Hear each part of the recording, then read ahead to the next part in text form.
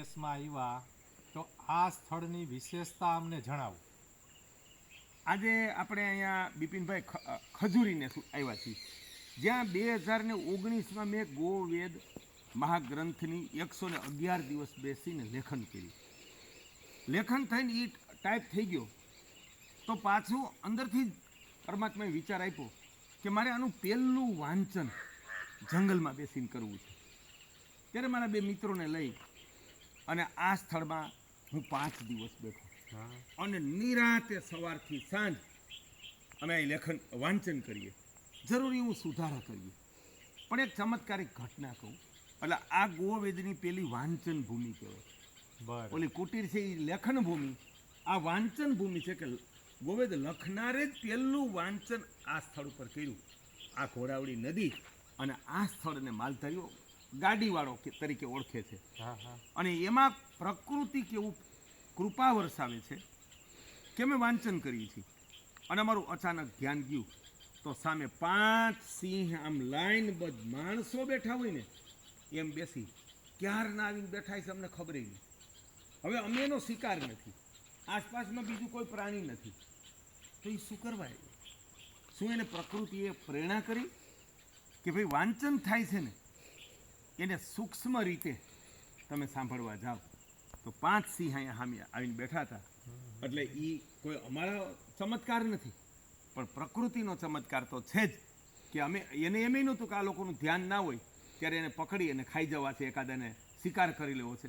અને અમારું ધ્યાન પડ્યું ને, વાંચન બંધ કર્યું એટલે મૌન રીતે 5 ઊભા થઈ અને સંપૂર્ણ શાંતિથી જતા રહ્યા. અમારી સામે ઊંચો અવાજ ના કર્યો. આ પણ પ્રકૃતિનું પ્રમાણ છે. ગીર જંગલમાં આવ્યા છીએ તો ગીરના 3 દુહા તમને સંભળાવી દઉં કે એક બહુ પ્રસિદ્ધ દુહો છે. હે ધીરે એ મારી સોરઠ ધરા સોહામણી અને ગઢ જૂનો ગિરનાર એ જે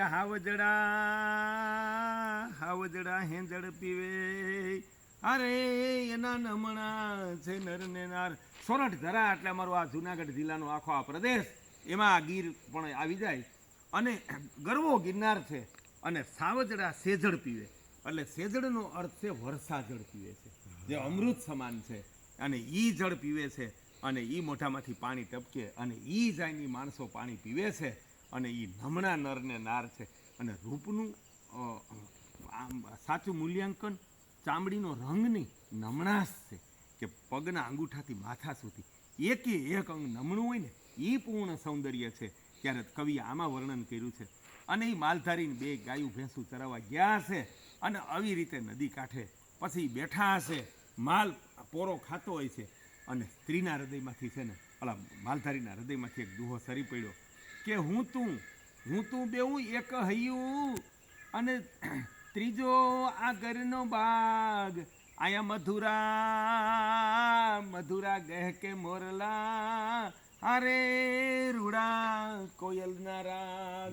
એટલે આપણા બેનું હૈયું આમ અલગ છે પણ બેયનું આતમ એક છે, બેયનું હૃદય એક થઈ ગયેલું છે. અને આ ધરતી, આ હરિયાળી ગીર, ત્યાં આવા મોરલા બોલે છે અને અંદરથી એને બ્રહ્માનંદ પ્રગટ થતો હશે.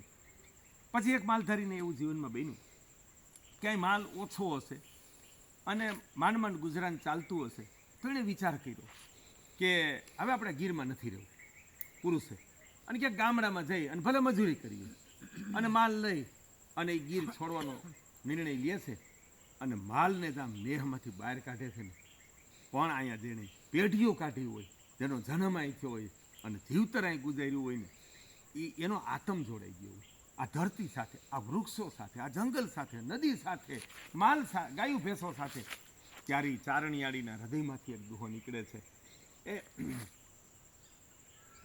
આને સંબોધીને કે ગીર માટે કે આ રૂડીને રળિયામણી અને હરિયાળી હેતાળ, એ ચારણ ગીર મારે નથી છોડવી, અરે તારા પહુને તું પાછા વાળ. આ ચારણિયાળીનો આતમ પોકારી ઉઠ્યો કે આવી રૂડી, આવી રળિયામણી, આ ધરતી અને આ ગીર અહીં તો મારો આત્મ જોડાયેલો છે અને જો આ ધરતી છોડું તો હું કદાચ જીવી ના શકું. એટલે ભલે અહીં સંકટ હોય પણ જીવતર તો અહીંયા જ ગુજારવું છે.